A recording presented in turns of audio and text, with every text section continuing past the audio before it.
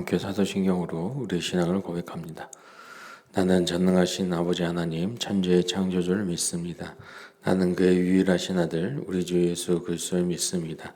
그는 성령으로 잉태되어 동정녀 마리아에게서 나시고 본디오 빌라도에게 고난을 받아 십자가에 못 박혀 죽으시고 장사된 지 사흘 만에 죽은 자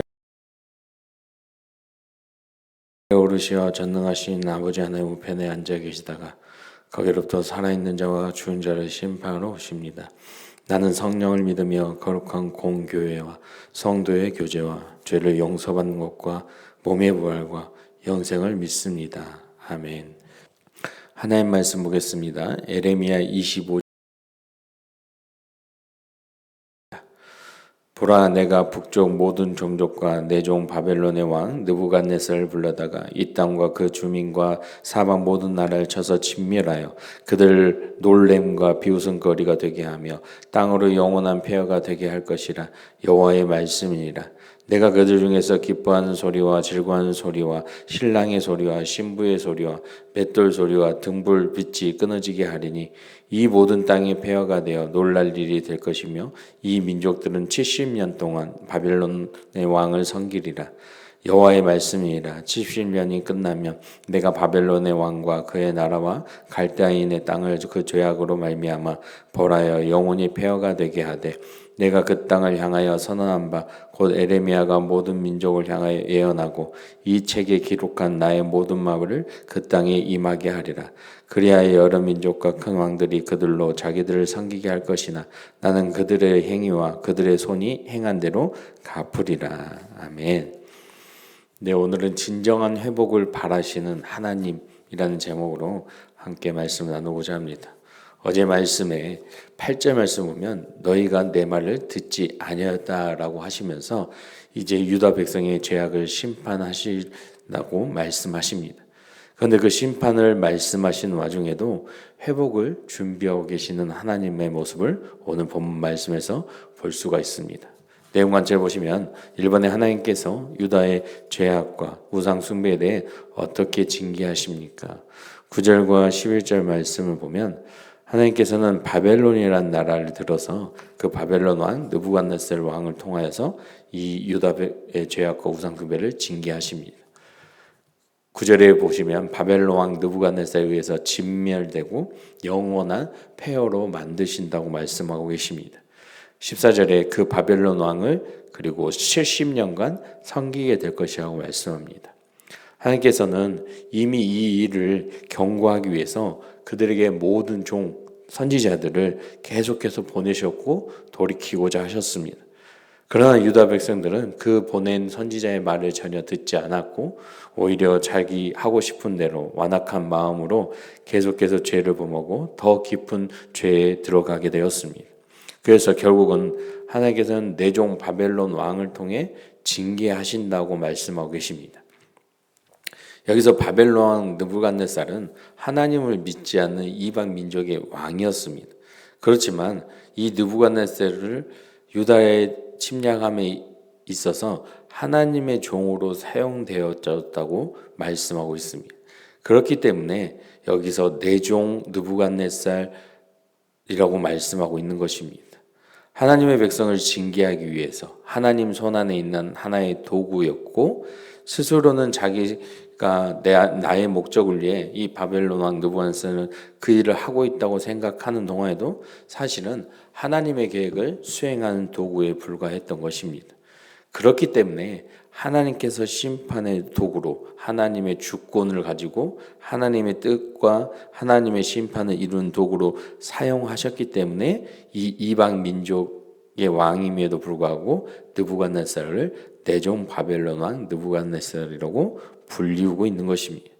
그렇게 이 땅과 모든 이웃하고 있는 주변 나라들의 땅에 대한 완전한 멸망을 말씀하고 있습니다. 왜 그렇습니까? 유다의 불순종한 죄와 우상 숭배를 징계하시는 것입니다. 그 징계의 모습을 보면 10절에도 기뻐하고 즐거워할 마음도 없어지게 될 것이라고 말씀하고 있고 다 약탈되어지게 되고 말씀하고 있습니다. 다 약탈되어서 그 안에 돌릴 일할 창고가 없어지기 때문에 맷돌이 돌아가지도 못하고 또 일해야 할 일거리도 없어지기 때문에 등불도 밝힐 필요도 없어 등불빛도 끊어지게 될 것이라고 말씀하고 있는 것입니다. 그렇게 모든 자유를 빼앗기게 될 것입니다. 그리고 11절의 말씀처럼 70년 동안 이 바벨론 왕을 섬기는 포로 생활을 하게 될 것이라고 하나님은 그 징계에 대해서 말씀하고 계십니다. 이번에 보시면 하나님께서는 유다를 심판하기 위해 사용하신 바벨론을 어떻게 벌하십니까? 여기서 9절 말씀부터 하나님께서는 유다 백성들을 심판하기 위해서 그들의 죄악과 우상 숭배에 대해서 심판하기 위해서 바벨론을 통하여서 하나님의 심판을 하셨고 그 심판의 도구로 바벨론을 사용하셨습니다. 그리고 그 심판의 도구로 사용되어졌던 바벨론도 멸망되어질 것이라는 것을 12절과 14절 말씀에 말씀하고 있습니다.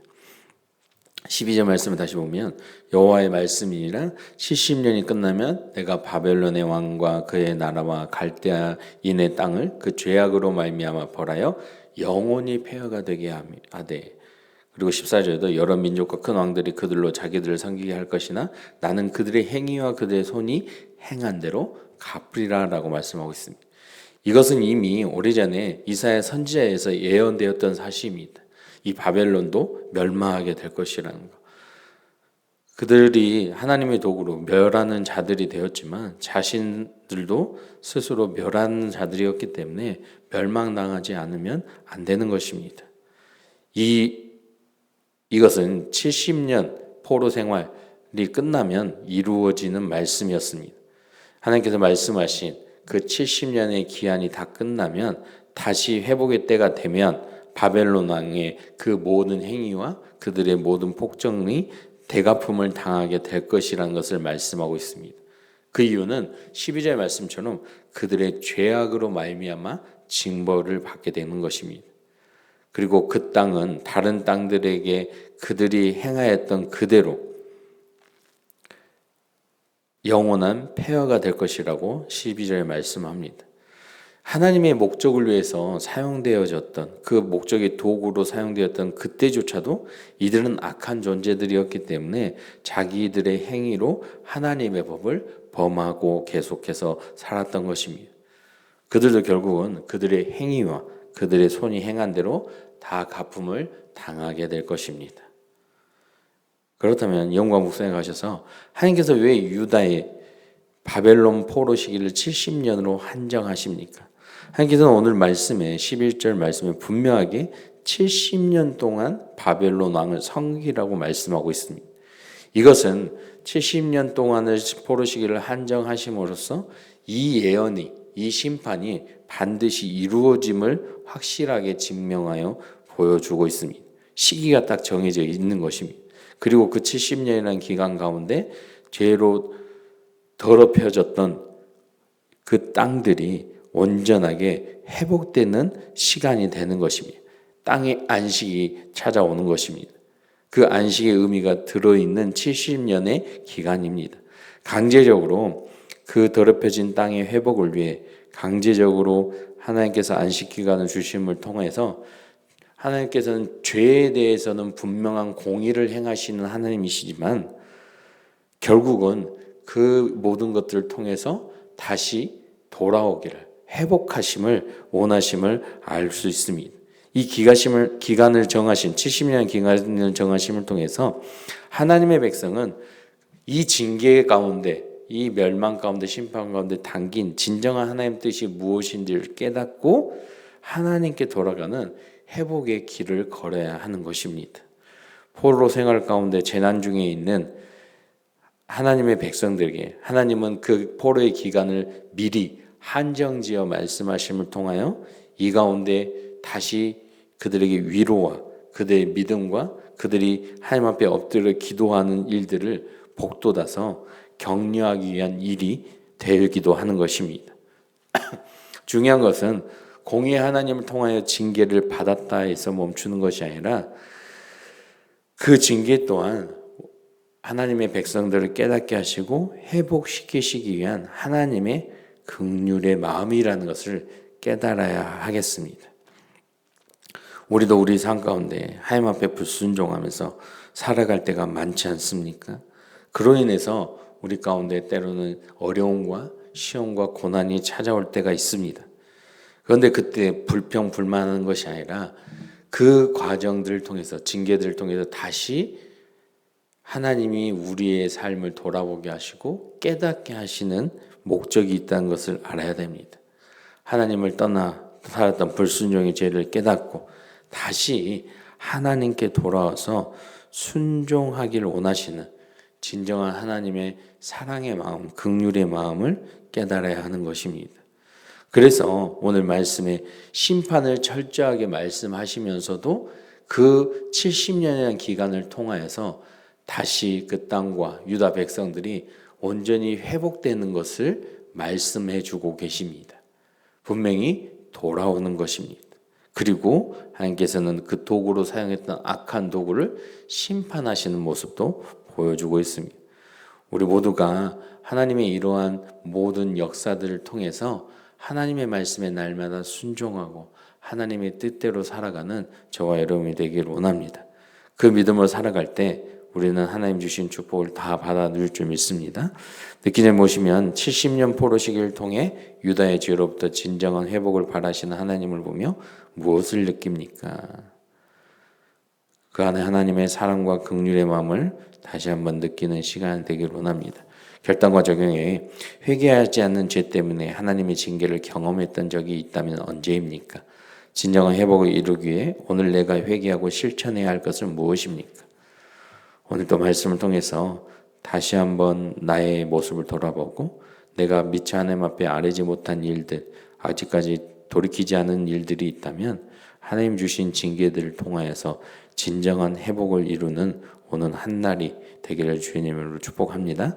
기도 제목 다 같이 읽겠습니다. 심판을 통해 진정한 회복을 바라시는 하나님의 뜻을 깨닫고 순종의 삶을 살게 하소서. 아멘. 함께 기도하겠습니다. 사랑과 은혜가 풍성하신 하나님 아버지, 이 새벽을 깨워 또 주님 앞에 나와 기도하게 하심을 감사합니다. 하나님, 우리에게 시시때때로 필요한 것들을 주시는 그 하나님 앞에 우리에게 주신 고난과 어려움들 가운데 하나님의 뜻을 깨닫고 하나님 앞에 온전히 서는, 회복하는, 회개하고 돌아가는 우리 모두가 되게 하여 주시옵소서. 우리 가정과 우리 자녀들도 믿음 안에서 하나님의 말씀에 순종하여 늘 주님의 뜻대로 살아가기를 원합니다. 그러한 우리 가정이 되게 하시고 우리 자녀들이 되게 하여 주시고 우리의 모든 삶의 영역이 되게 하여 주시옵소서. 하나님, 우리 교회 가운데 하나님 함께 해주시고 하나님 뜻만 구하고 하나님 뜻대로 살아가게 하시고 주의를 잘 감당하는 교회가 되게 하시고 세우신 담임 목사님 영육간의 충만함으로 또 성령 충만함으로 함께 하여 주시옵소서. 우리 가운데 환우들이 있습니다. 치유하시고 만지시고 주님이 위로하시고 함께 하여 주셔서 회복의 역사가 일어나게 하여 주시고 하나님 앞에 나와 간증하며 주님 앞에 영광 돌리는 삶을 살아가도록 하나님이 함께 하여 주시옵소서. 또 교회 김장을 또 준비하고 또 봉사하고 섬기고자 합니다. 좋은 날씨가 이루어질 수 있도록 하나님이 날씨를 허락하여 주시고 이 모든 섬김과 또 봉사를 통하여서 하나님 사랑이 온전히 전해질 수 있도록 하나님 도와주시고 수고한 이인들 가운데 하나님 축복하여 주시옵소서.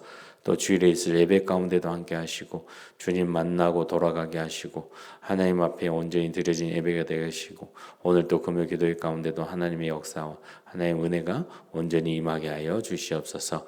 오고 간 길 날마다 하나님께서 안전시켜 주실 줄 믿사옵고 오늘 한 날도 주님께 맡기며 예수 그리스도 이름으로 기도드립니다. 아멘. 하늘에 계신 우리 아버지여, 이름이 거룩히 여김을 받으시오며 나라가 임하옵시며 뜻이 하늘에서 이룬 것 같이 땅에서도 이루어지이다.